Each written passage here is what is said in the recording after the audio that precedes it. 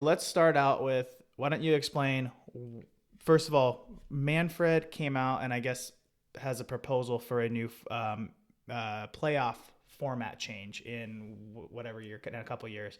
And why don't we explain that first, and then we can get into what Trevor Bauer, his thoughts and opinions on that.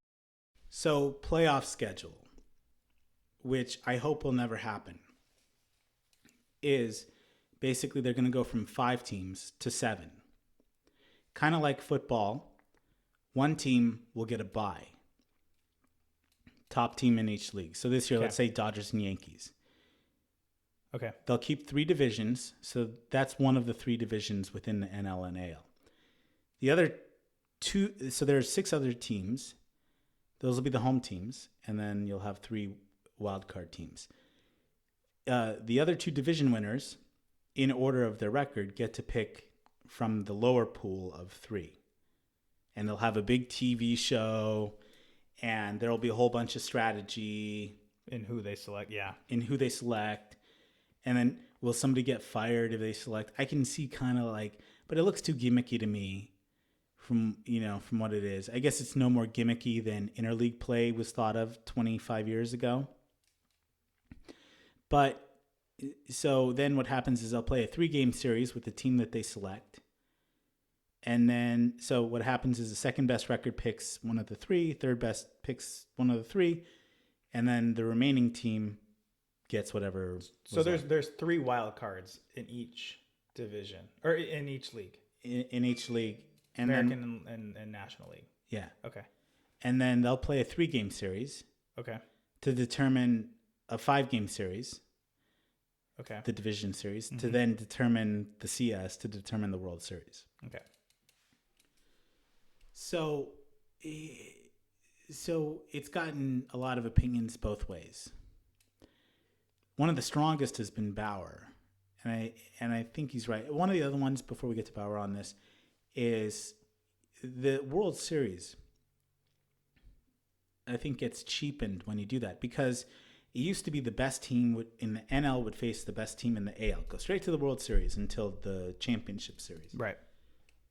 By the time we got to division series, you don't have the best team. It's kind of the team with the hot hand that goes on a roll. Mm-hmm.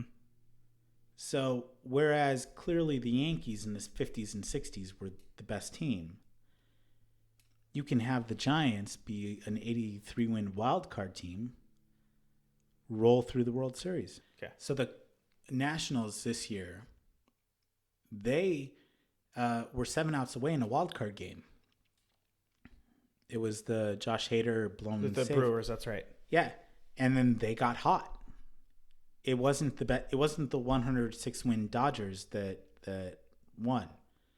So the thing is like, I don't. That to me, I kind of like that it can be the team that can be hot. It's not just the team who. I know you want to reward. I mean, the team that's played the best throughout the whole season, and it pretty much is the best team in baseball. But I kind of like having that.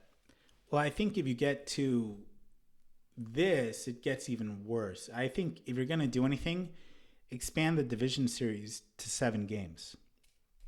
Or expand the wild card game to a 3-game series. Yeah. I think that fixes it more than what they're proposing to do. Because, yeah. I don't know. It's kind of exciting to see the one game, I don't know, the elimination in one game, but it doesn't really showcase what that teams are like. The A's last year. Anything can happen in one baseball game. Yeah. That's the thing, is that baseball is such But isn't that kind of what's interesting and makes it kind of fun to watch?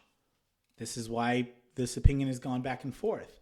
I'll tell you that what Trevor Bauer said to this exact point, and Trevor's a pitcher, so think from his vantage point, you're talking about a 3-game series with some off days in between when you're picking and when you're doing that. And so you could be the best team in the AL if he was with the Indians still. And let's say, God forbid, he said, God forbid, I was my last time pitching was 4 days before. Mm-hmm. You could have the gap. You could have a 10-day gap as a pitcher. That's not, and we talk about repetition Yeah. in baseball. I hear what he says. I totally get it, and I agree that baseball is all about repetition and having your routine and staying as true to that as you can, and that helps you with your process.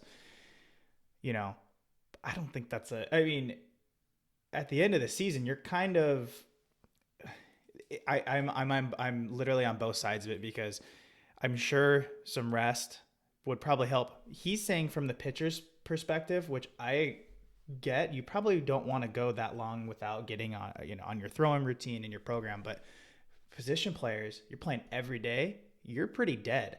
Right. Not that, and I know that when the postseason rolls around, you have adrenaline rushes, and that's usually not, you don't have to get lifted up for those games. But Right. a few extra days wouldn't kill a position player. Yeah. So it's just, but I think he's got a point from From a pitcher's from the perspective, pitcher's I perspective, get it.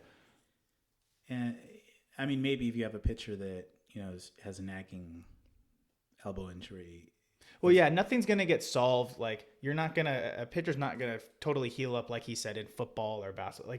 That's not gonna help somebody if there's something kind of plaguing. Yeah. Nothing's perfect. I guess there's no system that's going to be perfect. Everybody's going to complain about something. I just think that I want to take out some of the randomness that happens. The 5-game division series is random enough for me that I hate the division. I was dreading the Dodgers facing the Nationals because I knew in a 5-game series, Strasburg and Scherzer, if they start going, Well, I guess this could play at both sides of that point, though, with the rest too, because the Nationals, weren't they the first ones that clinched going into the World Series, and they had to wait a while for the Astros and Yankees to figure out the championship series? They just steamrolled the Cardinals in 4 games. Right, and then they had probably a week or something. Yeah. And they did fine. They ended up rolling into the World Series. But it's 10. I think once you get to 10 days, it kind of... it's the playoffs. You should mentally be able to play regardless of how long you have to wait. I don't know. So you're saying Trevor doesn't have the mental capacity? He does, but I don't know. I hear, they're valid points that Trevor's bringing up, and he's obviously extremely frustrated from how you can see. But what I don't understand is he obviously has a voice, a very loud voice, and he's an ex-teammate of mine, and I kind of knew that he's always been very opinionated, but I think there's a better way to go out than just personally attacking Rob Manfred about it. He's in a tough spot. They're trying to figure out ideas and ways to reach, to help baseball, become more popular again and reach a younger demographic. And there's not perfect answers, but I don't agree with a lot of the things that he's doing either, but dude, he is personally just going at him right now. So I think that there's something else in play between Bauer and Manfred. Bauer has been probably the lead vocal guy since the Astros cheating scandal, but he brought something else interesting up, which Bauer grew up in Valencia, I think. Yeah. Somewhere around there. Yep. And he did an interview yesterday, and he said, they went to 1 game a year with his family. But you and me and everybody else around SoCal, if you were watching you could watch the Dodgers every game. Yeah. And MLB came up with a system called BAM, Baseball Advanced Media, about 15, 18 years ago to consolidate in one clearinghouse all content for baseball. Yeah.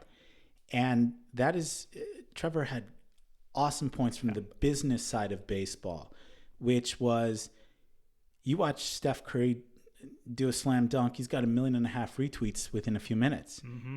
Mike Trout destroys a baseball, and he gets no attention. Yeah, I completely agreed with what he said there about the content, for sure. And I think he's setting up a media company, or has set it up. And I think it's brilliant that there is a gap in the market between the attention that, let's say, and the way that Steph Curry can market his product versus the way Trevor can. Yeah. And so there's an opportunity there, and I think Trevor's smart enough to notice it. And so he's not just taking Manfred on, but in a way he's kind of taking Bam on. Yeah. And it's not different than I heard Gary Vaynerchuk interview A-Rod, and Gary Vaynerchuk basically said the same thing. When you create the clearinghouse, nobody can grab access to the information unless they go through the clearinghouse. Right. And the team owners got a great short-term paycheck. Mm-hmm. But in the long term, you're losing out on a whole generation exactly. of content to get out there. So, I mean, Trevor's, not in a bad way, got an ulterior motive to really anybody who wants to change the system, they have to be the vocal ones, and he's being the vocal one. I love how at the end of that he's like, "You're probably gonna find me," which you can find me a million other ways, and. But he had a point too. I just want to see how how Manfred reacts to this. Manfred's gonna hope it goes away because that's what Manfred does. Mm-hmm. As long as Trevor keeps pushing, this is just gonna get worse. I mean, how does Clevenger not get to have his own personal style? Yeah, I don't agree with that at all. I mean, let the guys freaking wear what they want to wear. I mean, yeah, who cares? You have guys. You have LeBron and you have Kobe and you have all those guys. They have, $100 million shoe deals. But even the guys in the NBA that are, $5-10 million players, they have smaller shoe deals and smaller stuff. Unless you're Mike Trout in baseball with your Nike shoes, pretty much nobody has a shoe deal. Yeah. And it's like they give them the players weekend as a weekend to give them freedom to go do what they want to do. Right. So there's too much control in baseball, and the playoff thing, what Trevor's doing with Bam, this is all going to come to a head in the next player union strike, and there will be a strike because there's just too much money and freedom at stake. I mean, look at this trade too. With this trade, you had a kid's medical records. Jock Peterson didn't know whether he was going to the Angels or Dodgers now. Same city, same spring training, basically. But, they're live, And they're being hung up for 5 days, 6 days because a team is facing backlash. I mean, so the players and the players union are being held up because the Boston Globe was giving Jim Henry, the owner of the Red Sox, too much flack. Yeah. So there's going to be a big fight in a couple years. This is just one of the skirmishes. Mm-hmm. No. So, yeah, that's it. Pretty interesting. We'll see what happens. I don't know. I feel like baseball is in just such a really weird state right now. I mean, first of all, this offseason, there's been stuff to talk about constantly. It's fun. It is. But it's all just weird stuff. I mean, some of it's not good. I mean, obviously the Astros thing has put this whole offseason in baseball in just in a bad position. They're kind of in the media for the wrong reason.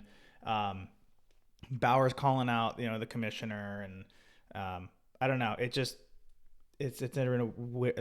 in a really weird state right now. And everybody knows it's weird. Everybody knows that something's just not right. So there's ethical problems with the Astros. There's contractual problems. This stuff's going to get addressed, but it's just gotten to a point. And a decent chunk of that's on Manfred at this point. I don't know if Manfred survives to the end of his term. Because there's how long does a commissioner's term run? I don't know. I think they signed a new contract. I think he's making and here's the thing, he's making $11 million a year, $12 million a year. You should be able to fix and handle problems like this for 11 or 12 million bucks a year. You're doing a good job when your biggest thing is some controversy on a call. And you go, well, oh well. But now, there's just too much. Yeah.